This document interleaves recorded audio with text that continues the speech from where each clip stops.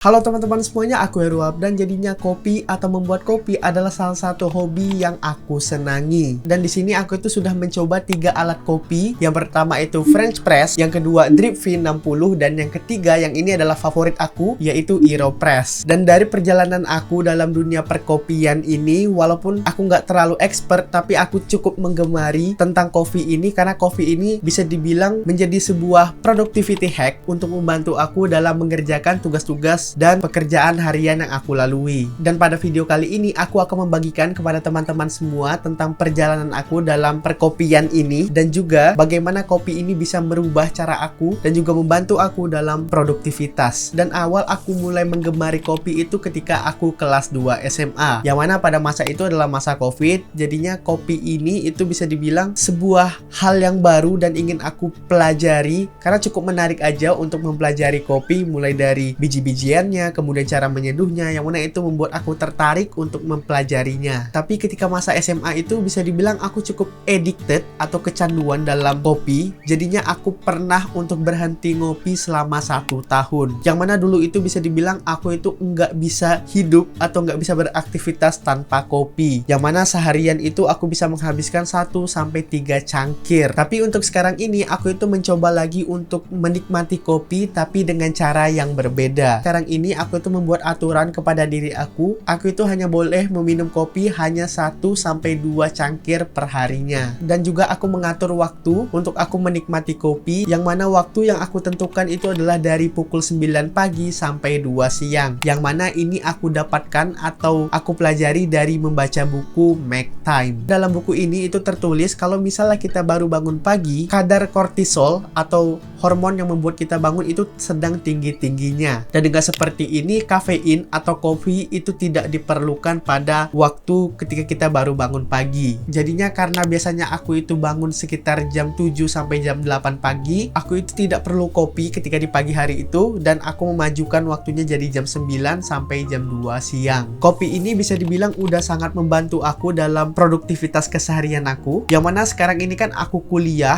dan ketika kuliah ini banyak sekali tugas-tugas diberikan oleh dosen, dan tugas-tugas itu biasanya membutuhkan konsentrasi yang lebih, yang mana aku itu harus riset, kemudian menulis hasil riset yang aku temukan, dan masih banyak lagi tugas-tugas yang lainnya. Dan juga 5 kali dalam seminggu aku itu olahraga. Jadinya kopi ini sangat membantu aku untuk bisa membuat aku jadi lebih melek dan juga bisa lebih energize atau bertenaga untuk menjalani keseharian yang aku lewati. Dengan melihat apa saja yang aku lakukan dalam keseharian aku, seperti tadi kuliah, kemudian aku juga olahraga, lari, dan juga masih banyak habit-habit yang aku tetap maintain seperti membaca buku, kemudian menulis jurnal. Jadinya kopi ini memberikan manfaat terhadap aku, dan manfaat dari kopi ini yang cukup aku rasakan sekarang adalah bisa membuat aku jadi lebih konsentrasi dan juga membuat otak aku itu lebih fokus setelah meminum secangkir kopi. Dan manfaat lain dari kopi ini untuk diri aku sendiri adalah ini adalah suatu skill baru, yang mana membuat kopi ini itu bukan sekedar aku hanya membeli bubuk kopi kemudian aku menyeduhnya dengan air panas, tapi aku itu belajar bagaimana cara memilih biji kopi yang baik, kemudian bagaimana cara melihat kopi ini bagus apa enggak dari bijinya. Dan juga setelah aku belajar kopi ini, aku baru tahu kalau kopi itu banyak jenisnya, seperti ada kopi robusta, kemudian arabica, yang mana robusta dengan arabica ini bisa dibilang rasanya cukup berbeda, dan aku lebih prefer robusta. Dan juga yang sudah aku sebutkan di awal tadi, aku itu belajar 3 alat untuk menyeduh kopi, dan setelah mencoba 3 alat itu, aku itu belajar kalau membuat kopi yang benar-benar enak atau rasanya itu otentik harus melewati beberapa proses yang cukup rumit. Yang mana kalau aku membuat kopi, aku itu memilih biji kopi favorit aku, yang mana aku suka kopi lokal yang ada di kota aku ini. Dan ketika aku ingin menyeduhnya, aku itu harus menggilingnya dulu, dan menggilingnya ini harus ada ukurannya lagi. Dan setelah menggilingnya, aku itu baru menggunakan alat yang sekarang aku gunakan, yaitu Aeropress. Dan alat Aeropress ini itu ada tekniknya sendiri, seperti air panasnya harus berapa derajat, kemudian karena ini Aeropress itu ada tekanan